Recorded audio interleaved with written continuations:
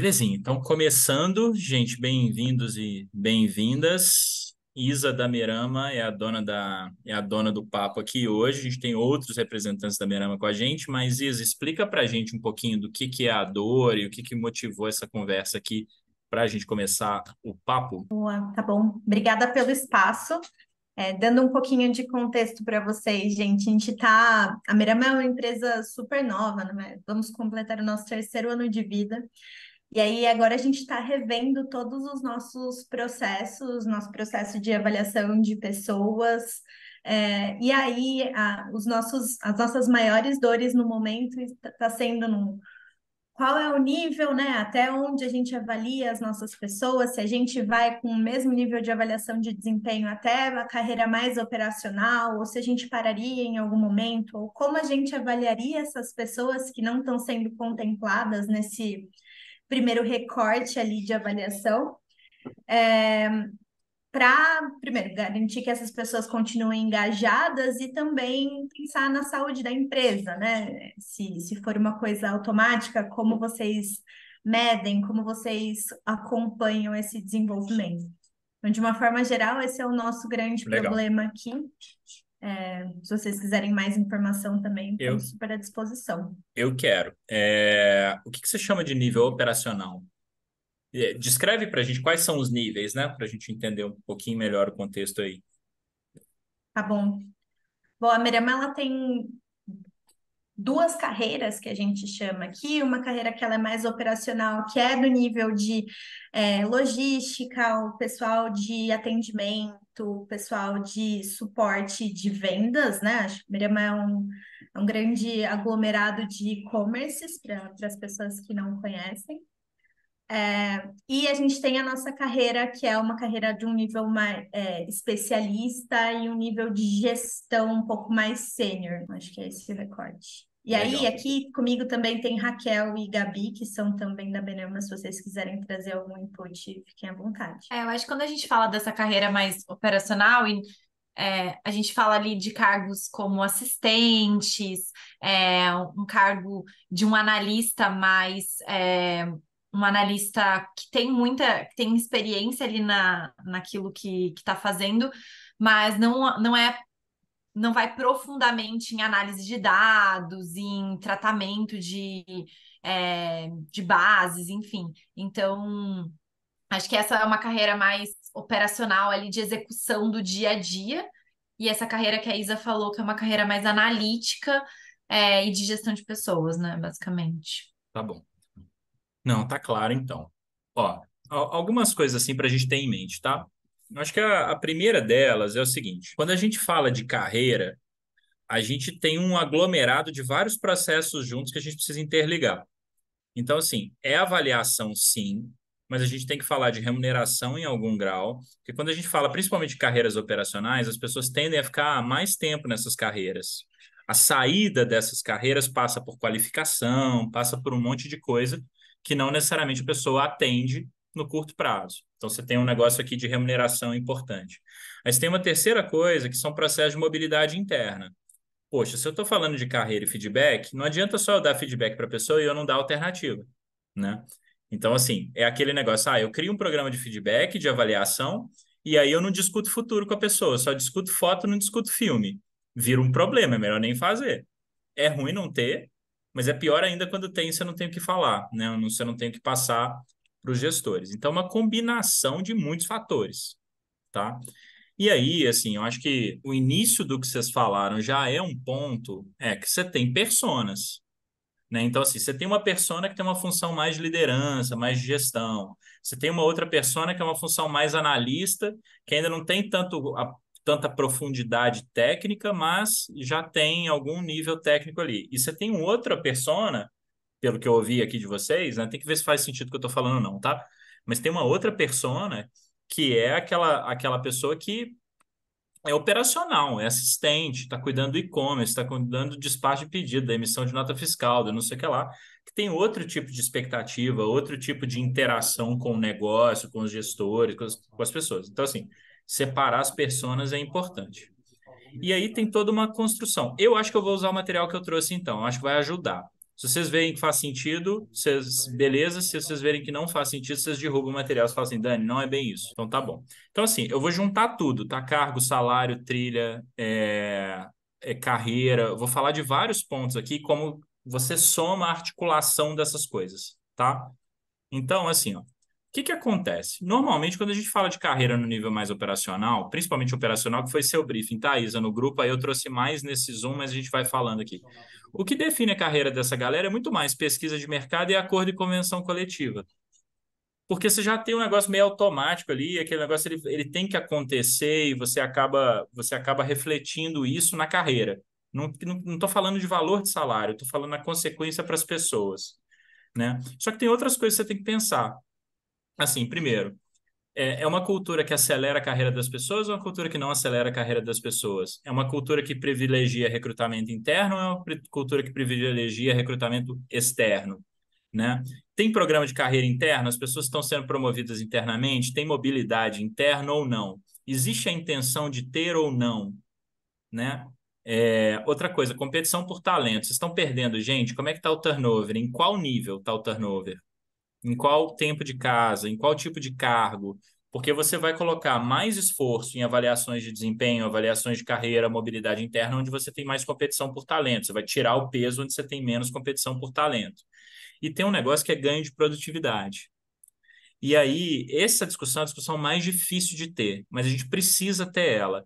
Não adianta ter um modelo de carreira em que você só fica avaliando e promovendo as pessoas. Você tem que ter um modelo de carreira em que você olhe como as pessoas se movimentam internamente e, portanto, isso reflete no crescimento da empresa, na produtividade da empresa. Por quê? Se você só promover as pessoas ou se você só caminhar com elas, você vai cair em um dos dois cenários. Ou você não vai ter espaço para todo mundo, porque você começa a empurrar as pessoas na máquina, elas começam a bater no teto. É normal isso acontecer, mas tem que cuidar. Dois, fica caro demais. Você não consegue sustentar o modelo. Principalmente para empresas que estão no estágio tipo vocês estão, né? Porque uma coisa é você falar assim, a Petrobras vai fazer um layoff. Cara, a Petrobras se fizer um layoff, ela vai lucrar mais, mas vai ficar mais ou menos no mesmo lugar. Porque ela não vai fazer um layoff de 100 mil pessoas, né? Empresas que têm outros portes passam por isso de um jeito diferente, que é o que está acontecendo no mercado atualmente. Então, assim, quando a gente pensa no modelo de carreira, o nível. E aí a palavra aqui é expectativa, eu já vou falar disso. Cara, você tem que pensar nisso tudo aqui na hora de desenhar. O que que você vai ganhar com isso, tá? Então, assim, e aí uma coisa que eu queria indexar com vocês aqui, ó. Quando a gente fala de turnover, a gente está falando de perda de conhecimento e, portanto, a gente está falando de perda de produtividade. Tá? Essa é a relação que a gente vai tentar estabelecer aqui quando a gente monta esses modelos todos juntos. Tá bom? Aí, vamos lá. Tem uma coisa acontecendo no mundo que é isso aqui, ó. Esse aqui, infelizmente, esse dado não existe no Brasil. Mas o que que a gente tem nessa informação aqui?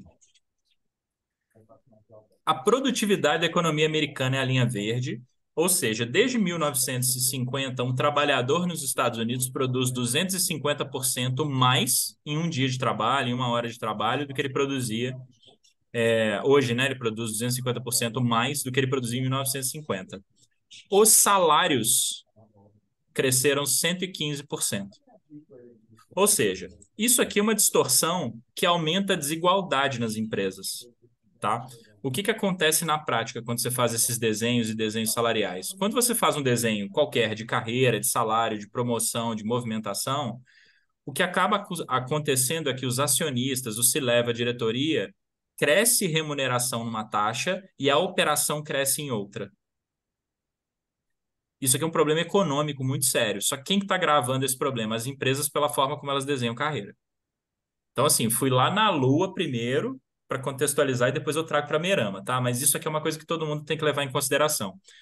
O Brasil é o país mais desigual do mundo. E aí a gente tem uma tendência de fazer o seguinte: eu crio modelos de remuneração, carreira, porque não é só remuneração. Se eu sou promovido verticalmente, meu salário vai crescendo, certo? Então, se eu tenho um modelo de plano de sucessão, mobilidade interna, feedback, isso vai acontecendo. Só que eu tenho isso para os cargos de gestão e eu não tenho isso na operação. O que que acontece? Eu vou abrindo uma boca de jacaré aqui.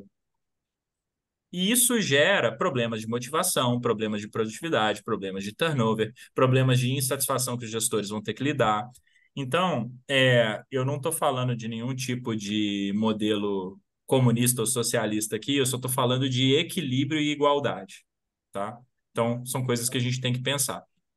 Mesmo que sejam modelos mais simples na operação, modelos mais complexos lá em cima, dada a complexidade dos cargos, o número de alternativas que a gente tem. A gente tem que lembrar disso. Então, isso é um tsunami a caminho. Brasil é o país mais desigual do mundo. Isso aqui tende a agravar, principalmente para quem tem muito cargo operacional, tá? Esse é o ponto número um. O ponto número dois é sobre motivação. Vocês já ouviram falar em curva de Cannon? Isso aqui? Isso é o seguinte. Sempre que você faz alguma coisa, e aí pensa que o consumidor, né, o customer, como se fosse o colaborador de vocês, o cliente interno de vocês. Sempre que você divulga alguma coisa, aquela coisa, ela é muito legal no primeiro momento, depois ela vira uma coisa neutra e depois ela vira uma coisa obrigatória, tá? Então, eu vou dar um exemplo de um trem que eu estava assistindo esses dias. Assinei o Spotify, há 1000 anos atrás. Quando eu baixei o Spotify pela primeira vez, eu não ligava de ter propaganda no meio dele. Porque, cara, pô, era qualquer música do mundo, era um negócio sensacional. Se eu quisesse ouvir um negócio lá, nada a ver, eu conseguia ouvir, tal, tal, tal, e era fantástico. Até o momento que a propaganda começa a incomodar, você vai lá e assina. Aí depois a assinatura começa a incomodar, porque você tem que baixar ela em outra TV, ou em outro celular, ou em outro não sei o quê, e aí você tem que pagar uma assinatura mais cara. Então, assim, tudo que num primeiro momento te encanta, com o tempo vira obrigação e com o tempo vira incômodo. Então, todo modelo de carreira e avaliação que você criar, você tem que criar um modelo para que as pessoas se mantenham em movimento. Você sempre vai pegar as pessoas que estão aqui na linha vermelha e jogar lá para cima na linha azul. E você sempre tem que ter um momento de retroalimentação disso. Então, ciclos de carreira, você precisa pensar nisso, tá? Nos momentos marcantes e tal, tal, tal. Então, dois elementos aqui para a gente pensar quando a gente constrói, tá? Tranquilo até aqui? E outra coisa é que eu falei de resiliência, né? Eu falei de turnover. Então, turnover é resiliência. É quanto tempo as pessoas aguentam ficar na minha empresa. Quanto tempo as pessoas estão dispostas a trabalhar aqui. O quanto é motivador para elas ficarem aqui. O maior estudo sobre resiliência do mundo não tem a ver com as pessoas aguentarem mais, porque a resiliência a gente acha que é isso, né? Quanto que você aguenta de pressão? Quanto que você aguenta de cobrança? Quanto que você aguenta de problema? Resiliência é a soma desses nove itens aqui. Então, quando você monta um modelo de carreira e um modelo de longo prazo, você tem que pensar nesses 9 também. Porque se esses elementos aqui não estão presentes, você vai ter dificuldade em desenhar qualquer modelo de carreira, porque não necessariamente os 360 que fazem com que a pessoa queira construir uma carreira de longo prazo estão incorporados no seu modelo. O que é muito louco, né? Então, beleza, vou começar a explicar agora. Então, vamos lá. Quando você desenha uma trilha de carreira, então você tem que ter um modelo de avaliação que vai falar para as pessoas quanto tempo, como é que elas vão caminhar. Qual que é o modelo mais consagrado no mundo e o que menos funciona hoje em dia? Nine Box. Por quê? Porque o Nine Box ele é a foto, ele não é o filme. As pessoas querem saber, quando a gente conversa sobre qualquer coisa na vida da gente, com qualquer pessoa, sobre motivação, sobre carreira, sobre construção, você quer saber o que vai acontecer com você. Você quer saber qual que é a sua trajetória, o que está planejado, quais são as expectativas, o que você está fazendo de certo ou errado, para no futuro isso refletir positivamente para você, certo?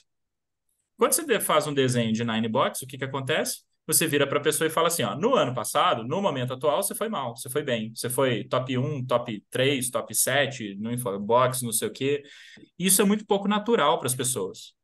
Então, assim, que as pessoas querem enxergar um horizonte mais longo, que estava inclusive aqui no slide anterior, né? Um dos pontos é visão otimista, visão de longo prazo. Então, sempre que você desenha um modelo de avaliação, você tem que entender o tamanho da trilha que essas pessoas vão ter com você. Então, assim, ó, quando a gente fala de uma trilha, que eu botei júnior, pleno e sênior, e tanto faz, no cargo operacional é bom você ter os degraus e tudo, mas assim, se você tem um modelo de avaliação que você mostra para as pessoas que a trilha vai durar pelo menos 60, 70, 80% mais tempo do que ela está acostumada a ver as pessoas ficando na empresa. Isso é super importante. Então, assim, tudo ajusta para a média, né?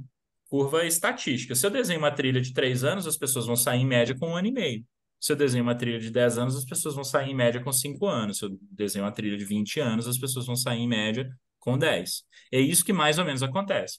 Aí você começa a acertar os processos, os elementos de motivação, a qualidade dos feedbacks, etc. E esse tempo vai alongando. Você vai empurrando aquele problema de todo mundo bater no teto para frente, né? Você vai jogando para frente. Esse é um pedaço da história.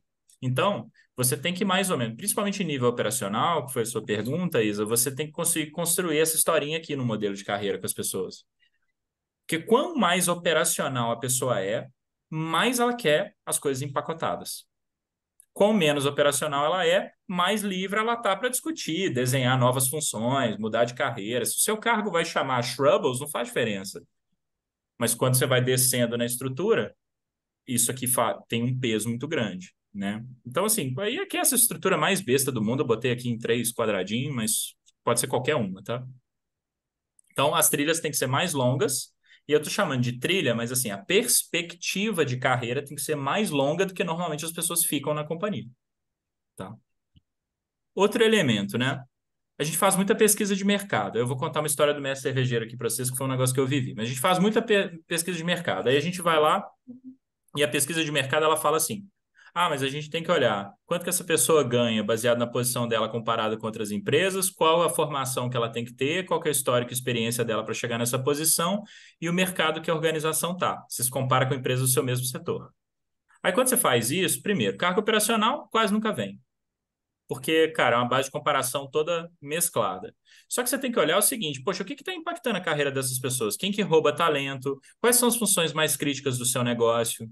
Tem vezes que a função crítica do negócio é o cara que faz picking no armazém, porque você faz fulfillment, então você pega um monte de pedido, um monte de nota fiscal, junta numa mesma nota que vem de fornecedores diferentes, e a pessoa que monta essa carga, se ela não está montando, o seu negócio capota, você perde prazo de entrega, você perde cliente.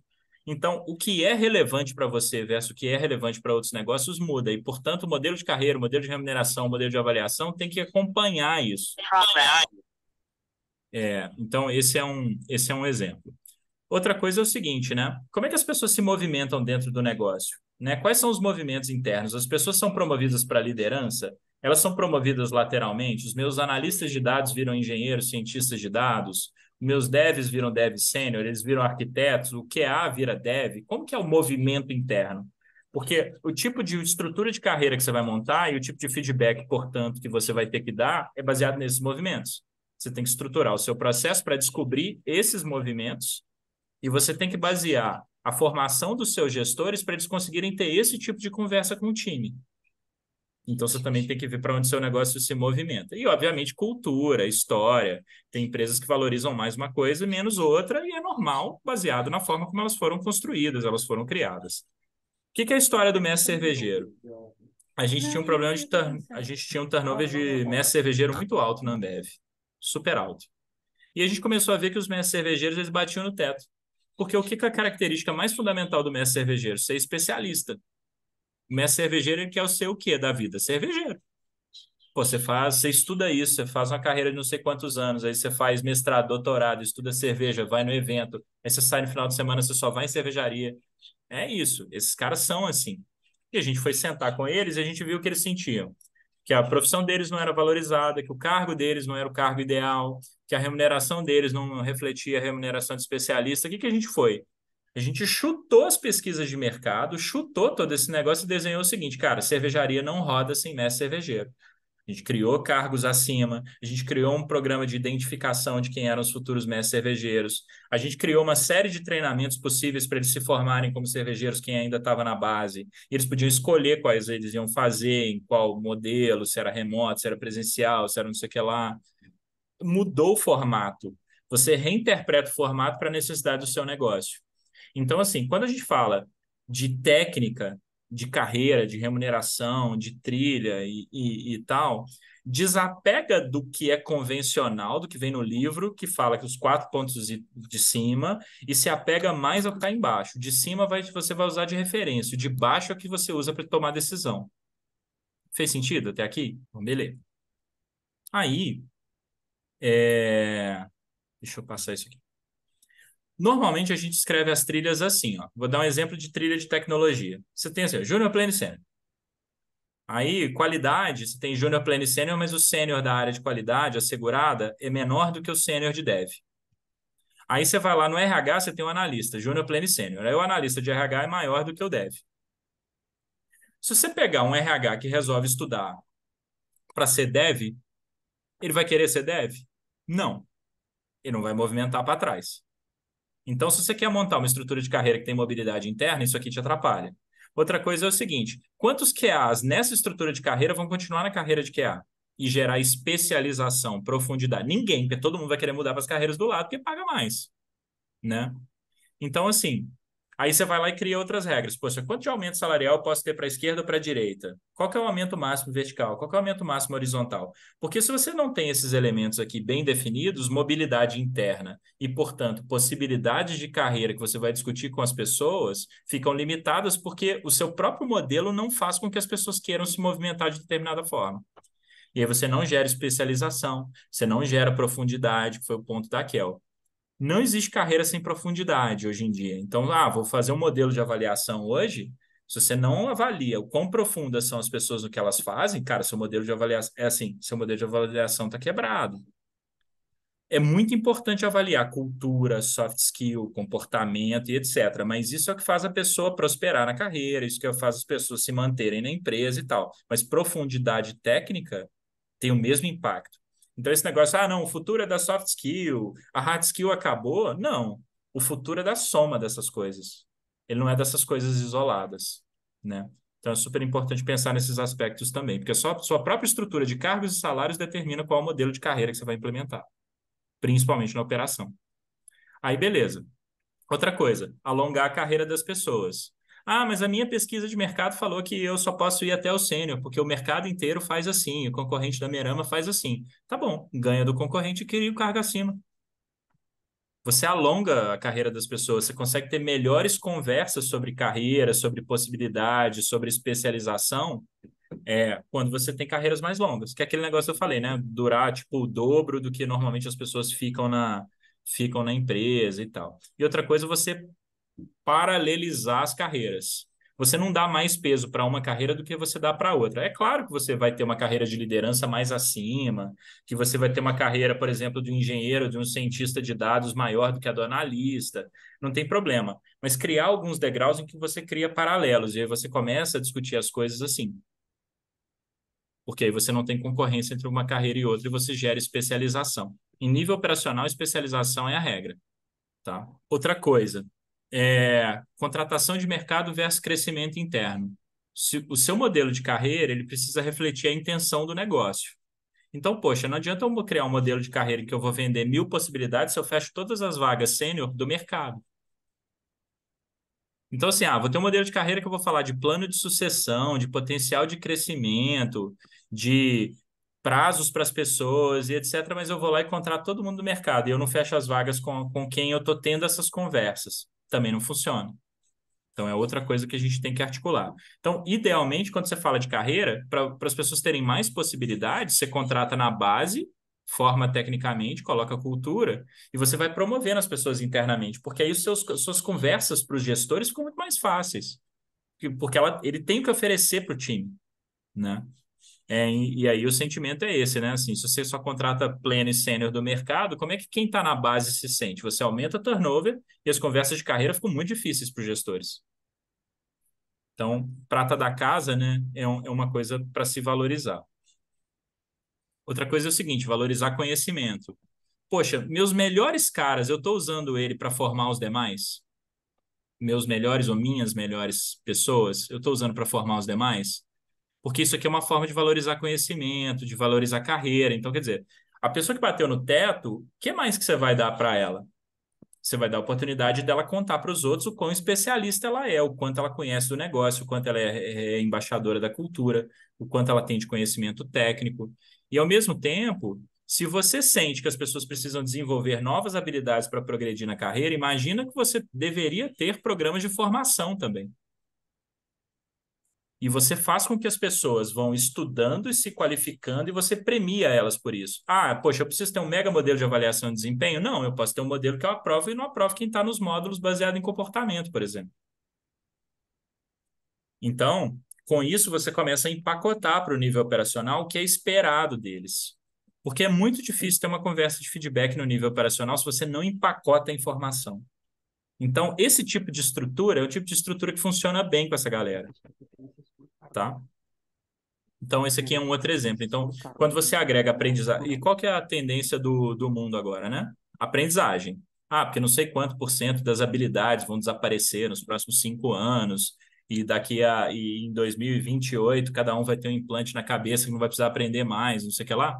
Cara, se você não incorpora a aprendizagem como item fundamental do seu modelo de carreira, você está com o modelo de carreira totalmente ultrapassado. Então, quem está discutindo isso agora tem que botar esses elementos. É super importante. Então, cara, progressão vem junto com conhecimento. Em nível operacional é mais fácil fazer isso do que fazer em níveis mais sênior. Outro elemento. Ah, vamos supor que eu queira incentivar upskilling ou reskilling. Então, lá, eu tenho dev, eu tenho qualidade, eu tenho arquitetura. Poxa, se eu quero que as pessoas se tornem arquitetos, o que que eu faço? Eu faço as pessoas terem a carreira de arquitetura mais alta em relação às demais carreiras, porque eu forço o movimento para cá. As pessoas vão olhar e falar assim, poxa, vale a pena me especializar para ser arquiteto, porque aí eu cresço aqui. Mas isso você pode fazer no nível operacional que não é tech. Você tem mecânico, eletricista e eletromecânico, por exemplo. Poxa, se eu tenho as duas formações, eu vou mais alto do que aqui. Ah, poxa, eu posso fazer isso no armazém. Eu posso fazer isso em vendas. Poxa, às vezes eu vou botar a carreira de CS mais alta do que a carreira de vendas, de BDR, de SDR, porque CS, renovação de cliente, para mim é mais importante do que a primeira venda. Então você pode fazer isso com qualquer carreira. Então a carreira que você quer, para onde as pessoas se movimentem, e aí você monta um processo de carreira para enxergar quem é que vai se movimentar e como que as pessoas estão, você coloca ela mais elevada do que outras, tá? Essa é outra forma de fazer. E aqui tem um negócio de pré-requisito. Poxa, estou investindo agora em inteligência artificial. Não adianta mais ser engenheiro de dados como era antes, ser cientista de dados como era antes. Eu crio um cargo acima, ou eu já tenho esse último nível, mas eu falo assim, cara, o pré-requisito é esse aqui. E eu consigo avaliar as pessoas baseado em quem domina esse conhecimento e quem não domina esse conhecimento. Essa é outra forma de você tratar com carreiras operacionais. Carreiras operacionais baseadas em conhecimento e em skills são o futuro. Então, qualquer modelo de carreira que você não meça o nível de conhecimento das pessoas, hoje em dia também está ficando ultrapassado. Por quê? Você consegue descrever cargo assim, você consegue promover mobilidade interna assim, você consegue promover crescimento em Y assim, baseado em habilidades, em skills. Então, mapear os skills necessários te faz montar um sistema de feedback, de retroalimentação também mais fácil de aterrissar as conversas com o time. É mais fácil para os gestores. Poxa, essas habilidades você já tem, essa aqui você deveria desenvolver. A sua carreira para ir mais longe, ela precisa disso, disso e disso. E você pode publicar isso aqui para as pessoas, né? Na medida que você tem isso, você pode publicar. E você pode e aí você vai fazendo o upskilling, a construção de capabilidade do seu negócio, inclusive assim, você vai atualizando isso anualmente na medida que o negócio vai evoluindo. Você vai colocando novos pré-requisitos, novas formações, novas descrições das funções. Então, eu lembro que trabalhava muito com armazém, a Kel sabe.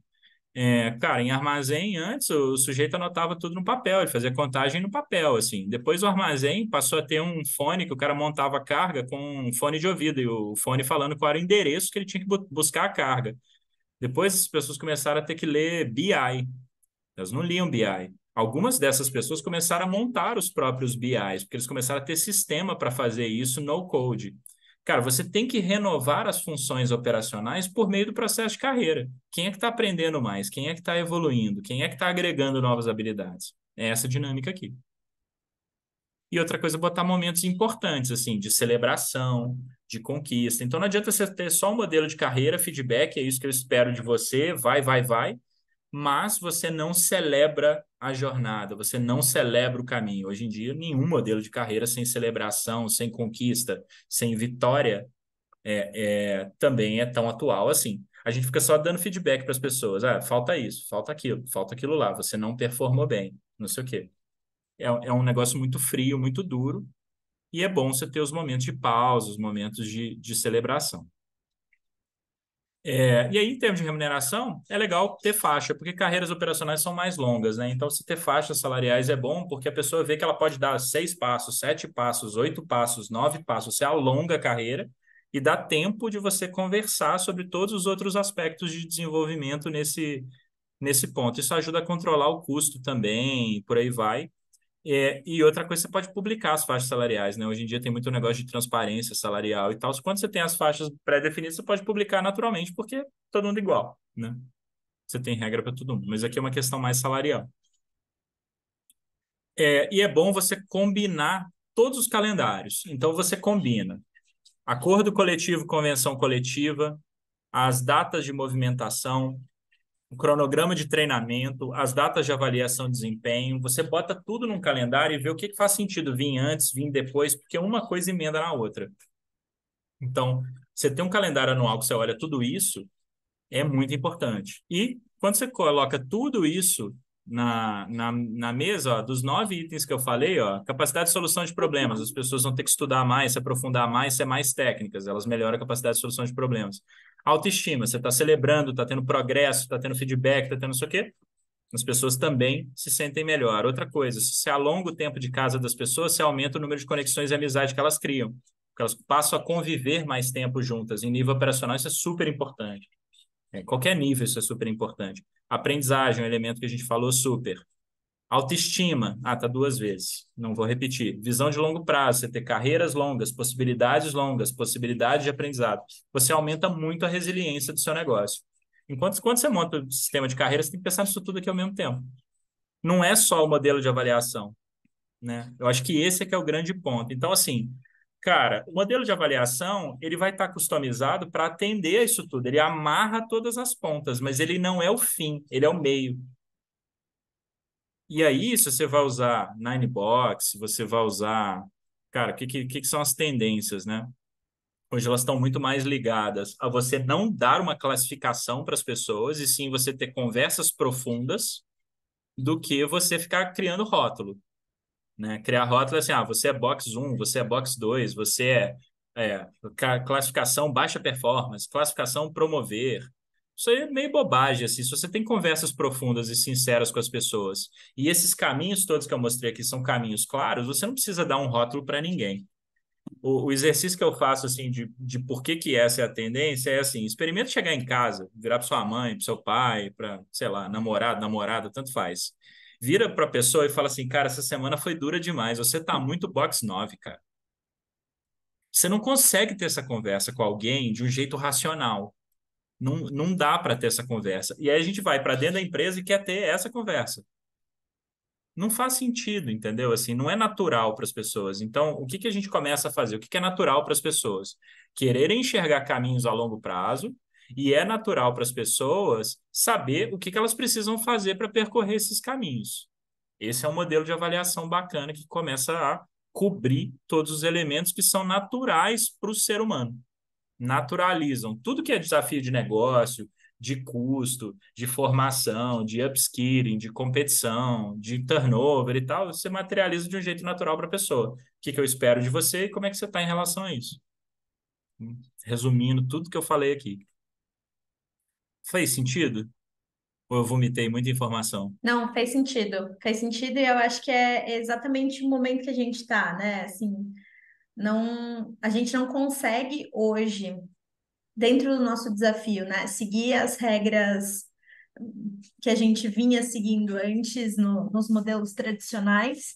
E aí a gente chegou nesse impasse de tá bom, o que que é agora, né? Para onde a gente vai, considerando que o modelo tradicional não está servindo para o nosso propósito. Eu acho que assim, pensa primeiro, para começar, pensa quais são as funções mais essenciais, quais são as carreiras que vocês têm que elevar, quais são as carreiras que vocês têm que manter. Acho que esse é o primeiro exercício, assim, para onde que o nosso negócio vai? Quais são as carreiras que a gente mais vai precisar? E aí você começa a ver como é que a organização vai se mover. No que você vê como é que a organização vai se mover, você começa a ver assim, então, poxa, essas são as coisas que a gente tem que mapear nos nossos planos de sucessão, esses são os tipos de feedback que a gente vai ter que dar para as pessoas, essas são as habilidades que a gente vai ter que desenvolver. Aí você vai começando a ver que o negócio começa a parar de pé, mas é mais fácil você construir isso fazendo pergunta do que tentando dar a resposta de qual é o modelo. sabe? Diga, Gi. Ana, eu acho que faz. Boa tarde. Obrigada aí pela troca de sempre. Você merece um parabéns gigante. Mas a minha dúvida esses modelos que a gente está acostumado, normalmente, até por insegurança, a pessoa prefere, tá? E aí é uma realidade do que eu discuto aqui no meu mercado, né? A pessoa prefere começar pelo de prateleira, mesmo tendo uma consciência de que em 2, 3 anos isso vai precisar ser mudado. Não sei se isso é um caminho certo, né, ou errado. Até queria perguntar se isso é certo ou errado, porque eu acho que para evitar o questionamento, por exemplo, toda vez que você está numa empresa onde ela já tem 20, 30 anos, aí ela quer implantar um RH, quer começar do começo, ela diz assim, aí o RH não quer ter esse conflito de dizer assim, eu vou trazer um modelo muito novo, porque ele tem que provar muita coisa, porque a maioria dos executivos, queira ou não, que não estão no RH, eles vão conhecer o modelo da Inbox, os modelos mais tradicionais. Então, eu já vi isso acontecer, tá? Da pessoa dizer assim, não, nos primeiros 2 anos vai ser o prateleira, porque a gente não tem nada e vai começar do começo, do zero. A gente entende que pode ser que a virada de chave no terceiro ano seja para algo que o mercado está à luz daquele momento. Se eu fosse começar do zero hoje numa empresa estruturada, você acha que vale a pena fazer esse movimento ou já seria melhor nem começar isso para depois não ter um apego É, eu sentimental a esse concordo. modelo, caso lá na frente isso venha a acontecer? Eu acho que tem dois pontos aí que tem que pensar. Eu acho que a primeira coisa é o seguinte: tem coisas que não dá mais. Exemplo, curva forçada. Não dá, porque o Ninebox tradicional ele tem curva forçada. Cara, não dá para ter isso. Sim, isso já está para mais que comprovado que é muito mais danoso do que beneficial para as pessoas e para a organização. Vou te dar um exemplo do porquê. Quando você entra para uma reunião de carreira, calibração, que tem curva forçada, você discute as pessoas ou é gestor contra gestor para quem vê quem emplaca mais gente? Então, assim, tem coisa que não dá para ter. Ponto final, assim, é ultrapassado, tá errado. Até porque quando você tem processo, a gente desenha processos de RH para eles terem uma curva de sino, né? Para quem gosta de estatística, é uma curva padrão. Então, assim, ó, eu tenho 10% de top talent, eu tenho 10% de curva forçada. A gente normalmente fica criando esses blocos, né? Quando você faz isso, você está negligenciando que você criou todos os seus processos de RH para melhorar a performance do time. Qual que é normal numa empresa que tem processos de RH estruturados? Que você tenha mais gente boa do que gente precisando sair. Isso é normal. Por que os processos de RH dão errado? Porque você desenha como se isso fosse igual. Aí você tem assim, ó, eu vou premiar 10% dos meus top performers, mas às vezes seus top performers são 20%, são 15%, não são 10%. Às vezes o número de pessoas que você tem para desligar é menor do que o número de pessoas que você tem para promover. Então essas coisas, elas têm que estar em qualquer modelo que se cria hoje em dia. Independente de você criar a caixinha, o rótulo, isso não tem problema, você pode ter. Aí vem para o ponto número 2, que é aquele que eu falei lá no início, assim. Cara, tem aspectos que são da cultura do negócio. Então, se na cultura do negócio, na cultura dos gestores, na cultura do time, é importante ter a classificação, eu quero saber como eu estou, monta o modelo com classificação, não tem problema nenhum. Eu, minha vida inteira, trabalhei com modelos com classificação. Eu recomendo ter muitas classificações? Não, porque é muito difícil você falar o que é diferente. O Nine Box, né? Tem do 1 ao 9. É muito difícil você falar o que 1 é tão diferente assim do 2, que é tão diferente assim do 3. É tudo meio que a mesma coisa. Quando você vai dar consequência para aquilo, a consequência é muito parecida. Então, eu recomendo, se for criar um modelo que tenha os rótulos, que tenha menos rótulos.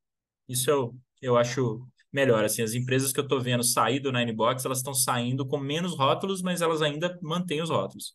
Se eu for pegar onde eu trabalhei em 3 empresas bem grandes antes de empreender, né? Eu trabalhei no Citibank, trabalhei na Falcone e trabalhei na Ambev. Todas tinham rótulos. Todas foram para o modelo de ter menos rótulos. Na Coru, que a gente está construindo do zero, e a startup é mais moderninha, mais legal, a gente fez a rodada de avaliação na semana passada e ninguém é classificado como nada. O que a gente alinha é o encaminhamento das pessoas e qual tipo de feedback precisa ser dado. Isso a gente faz aqui.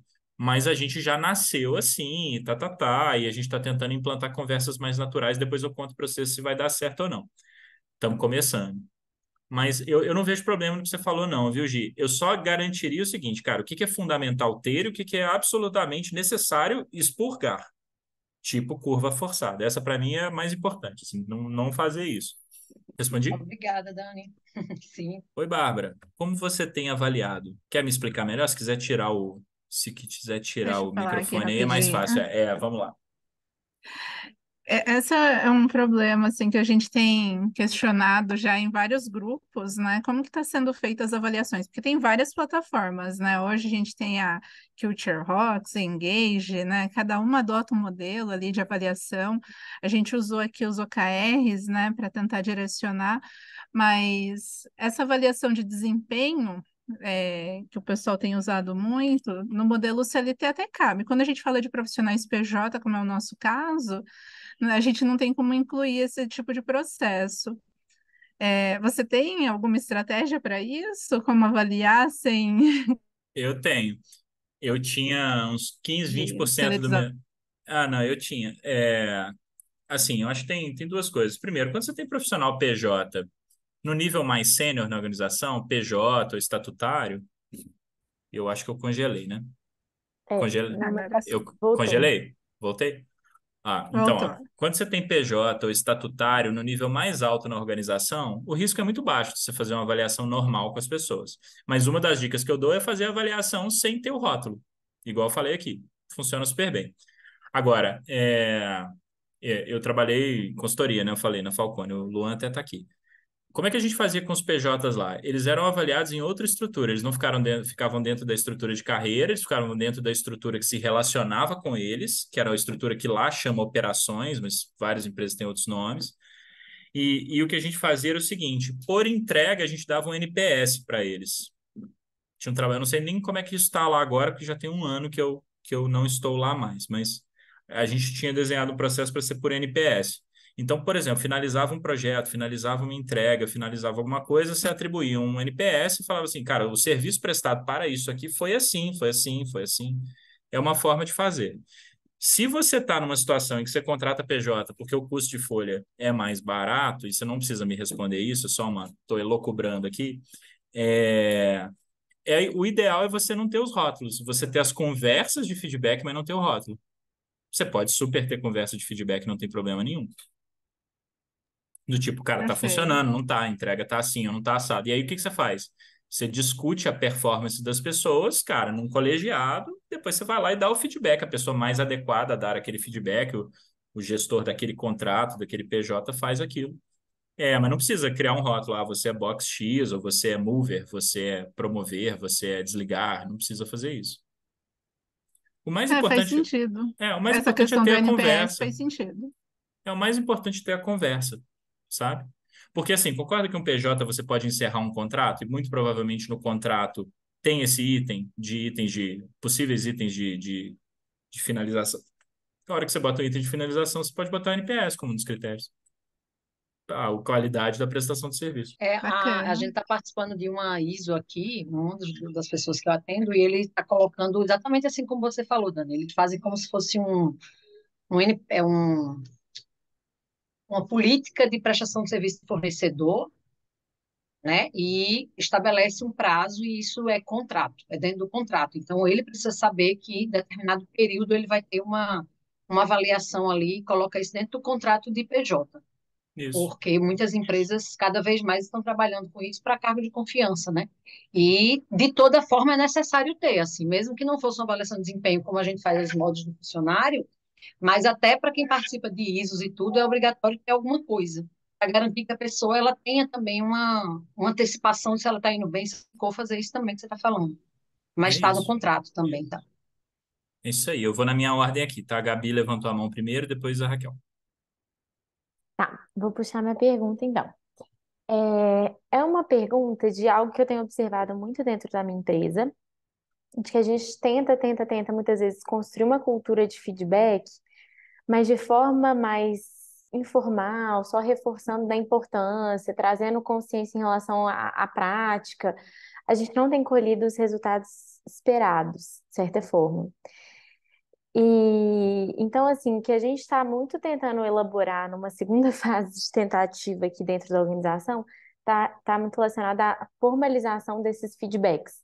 Dessa forma, tanto o RH consegue acompanhar a qualidade desses retornos dados, a constância deles, e a gente consegue construir uma cultura a partir de um certo regramento interno, sabe?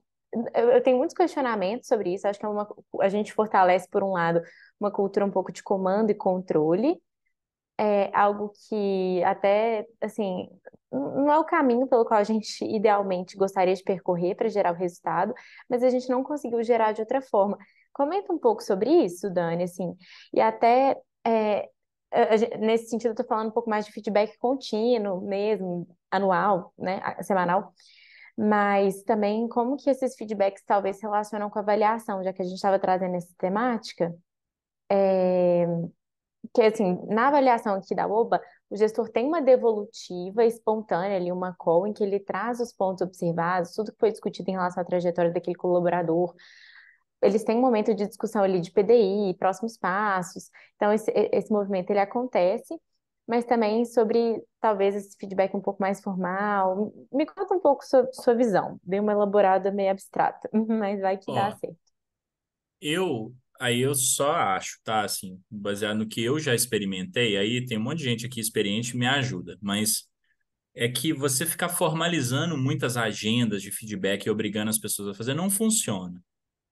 O que eu acho que funciona melhor é, primeiro, você treinar as pessoas sobre como isso funciona. Poxa, toda vez que tiver uma conversa com seu time, ou qual a frequência recomendada, etc., aborde esses assuntos, veja dessa forma. Isso é uma coisa que eu acho que funciona. Treinar a fazer isso intensamente. Outra coisa que eu acho que funciona é avaliar os gestores pela qualidade do quão bem eles desenvolvem o time. E isso pode estar incorporado no modelo de avaliação. Você consegue facilmente perceber quem são os gestores que desenvolvem bem o time e os que não são. E os que não desenvolvem, gestores e gestoras. Aquelas pessoas que não desenvolvem bem o time, elas deveriam receber aí sim um feedback de que elas não estão fazendo isso bem. Esse é outro ponto. Então, incorporar isso no modelo de avaliação de lideranças é super importante. Tá. Bom, eu estava falando de incorporar no modelo de avaliação, acho que eu dei uma congelada. O terceiro ponto é medir, assim. Então, assim, pesquisa de pulso, pesquisa de clima, etc., principalmente quando você faz com mais frequência, você tem a pergunta das pessoas dizerem o quanto elas se sentem desenvolvidas. Trata as pessoas que não se sentem, porque não tem fórmula mágica. Eu vou dar o meu exemplo. Eu tive um chefe que queria fazer o one-on-one comigo toda semana. Na segunda semana eu já queria matar ele, eu não aguentava mais. Porque para mim não funcionava, entendeu? E eu não gostava daquilo, né? Me cansava. Então é muito mais a percepção de quem está sendo desenvolvido, se ele está sendo desenvolvido adequadamente, se eu me sinto de fato desenvolvido. Aí o time de business partner, de carreira, de desenvolvimento vai entrar ali naqueles lugares onde a leitura está mostrando que o desenvolvimento não está andando. Eu achei essa a melhor forma de fazer, tá? Obrigada, foi ótimo esse retorno. Vou perguntar. Acho que assim, primeiro você deu ótimos insights aqui pra gente de como começar a construir alguns caminhos aqui, até que a gente não tinha ainda parado para pensar. E eu acho que casa às vezes com um pouco do que a Giana falou, que em algum momento a gente vai precisar desdobrar algumas coisas para depois ir refinando e lapidando, porque é a forma hoje como é, culturalmente a gente está estabelecido, enfim, até ir mudando. Mas uma dúvida que é, a gente tem aqui é sobre esse andar dentro da carreira, né? Então, depois que a gente definiu lá os cargos e tudo mais, é, os critérios, né? E pelo que você trouxe aqui, né? Algumas coisas também, pensando na própria carreira da Ambev, tinha alguns requisitos ali, né? De tempo e conhecimento. De tempo, acho que faz super sentido pra gente, porque alonga, a gente consegue ter as pessoas, nosso, que a gente quer como premissa, que a nossa carreira é, ela seja longa, assim, a tempo para que a pessoa possa desenvolver ali dentro, tem espaço e tudo mais. E o segundo ponto que você trouxe é de conhecimento. E aí, para mim, é onde fica um pouco mais complexo de estruturar isso, né? Porque na Ambev a gente tinha os programas de treinamento, mas tinha um time também responsável por fazer tudo isso. Como que você vê, assim, para implementar com pouco. É, menos complexidade, assim, um time não tão robusto, mas que a gente já incentive as pessoas nesse ponto de aprendizado, né? Eu acho que a primeira coisa é o seguinte, assim, a tendência do time, não a tendência das lideranças, mas a tendência do time é querer coisas muito redondinhas, muito perfeitas, tipo um checklist. E aí ele vira para aquele lá e fala assim, ó, já atendi esses 10 critérios aqui, agora está na hora de você me promover. Você não pode entregar isso para as pessoas dessa forma, porque senão vira uma negociação, vira quase Hamas e Israel, assim, não vai funcionar. Por quê? Porque você tem alguns elementos que são elementos relacionais, soft skill, avaliação do gestor. Então você tem que manter o gestor e gestora empoderado nesse aspecto de, poxa, quem é no meu time que está mais preparado, menos preparado. Até porque tem N elementos, quando você fala de carreira, que vão além do conhecimento ou além do checklist, que são tipo, cara, postura é importante, potencial é importante, né? Potencial é super importante. Então, só que potencial não é uma coisa que você mede com exatidão.